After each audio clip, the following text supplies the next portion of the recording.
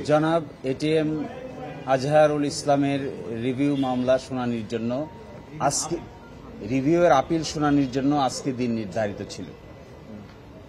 এই মাননীয় প্রধান বিচারপতির নেতৃত্বে 4 সদস্য বিশিষ্ট আপিল বিভাগের বেঞ্চের সামনে শুনানির জন্য উপস্থাপন করা হয়েছিল।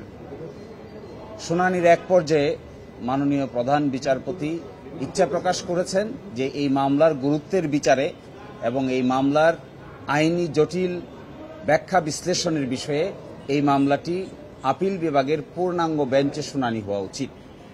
এবং এখন যে বেঞ্চে মামলাটি শুনানি উঠেছিল সেখানে 4 সদস্যের বেঞ্চ ছিল, কিন্তু আপিল বিভাগে এখন বিচারক আছেন সব মিলে 7 জন।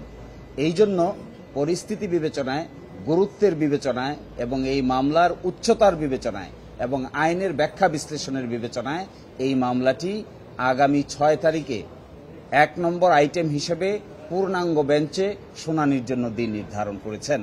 এর পিছনে মূল কারণ হলো যে মামলার আগের রায়কে আমরা চেঞ্জ করতে চাচ্ছি সেই রায়টি দিয়েছিলেন 5 সদস্য বিশিষ্ট বিচারপতি, আর এখন আজকের যে বেঞ্চ ছিল এটি ছিল 4 সদস্য বিশিষ্ট।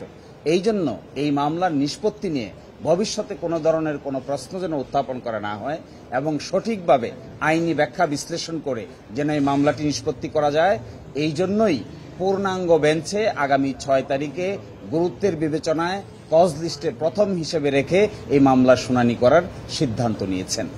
একটি কথা এখানে বলা প্রাসঙ্গিক বলে মনে করি, যেহেতু আগে জনাব কাদের মোল্লার মামলা দিয়েই আপিল বিভাগের নিষ্পত্তি শুরু হয়েছিল, এই মামলায় আমরা জনাব কাদের মোল্লা, জনাব মতিউর রহমান নিজামী, জনাব আলী হাসান মুজাহিদ, জনাব মীর কাশেম আলী, জনাব কামরুজ্জামান সহ সকলের মামলার অতীতের রায়ের ব্যাপারে প্রশ্ন উত্থাপন করা হয়েছে।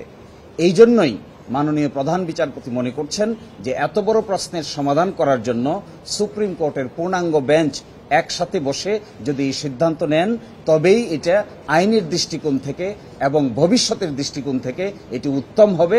এই বিবেচনায় আজকে 6 মে পরবর্তী শুনানির দিন নির্ধারণ করেছে। আমরা প্রশ্ন তুলেছিলাম যে আন্তর্জাতিক আইনের প্রযোজ্য হবে কি না, এই প্রশ্ন উঠেছিল জনাব কাদের মোল্লার মামলায়। সেই মামলায় তখনকার আপিল বিভাগ সিদ্ধান্ত নিয়েছিল যে আন্তর্জাতিক আইনের প্রযোজ্যতার কোনো প্রয়োজন নাই। আমরা এখন এসে বলছি এই যে প্রয়োজন নাই বলেছেন এটাকে আমরা রিভিউ করতে চাই। আমরা বলছি ফেয়ারনেসের জন্য, ন্যায় বিচারের জন্য আন্তর্জাতিক স্ট্যান্ডার্ডের প্রয়োজনীয়তা থাকতে হবে। এই জন্য প্রধান বিচারপতি সহ আপিল বিভাগ বলছেন এই প্রশ্নের জবাব দেওয়ার জন্য আমাদেরকে পূর্ণাঙ্গ আপিল বিভাগ বসেই এই সিদ্ধান্তটা নিতে হবে। এই জন্যই গুরুত্বের বিচারে এই মামলাটি 6 তারিখে নির্ধারণ করা হয়েছে। আরেকটি ছোট্ট কথা এখানে বলা প্রয়োজন, আগামীকাল থেকে মাননীয় প্রধান বিচারপতি পূর্ব ঘোষিত ছুটির অংশ হিসেবে দেশের বাইরে থাকবেন। এই জন্য 6 তারিখকে ওনারা নির্ধারণ করেছেন 7 জন মাননীয় বিচারপতির সুবিধা অসুবিধা বিবেচনা করে।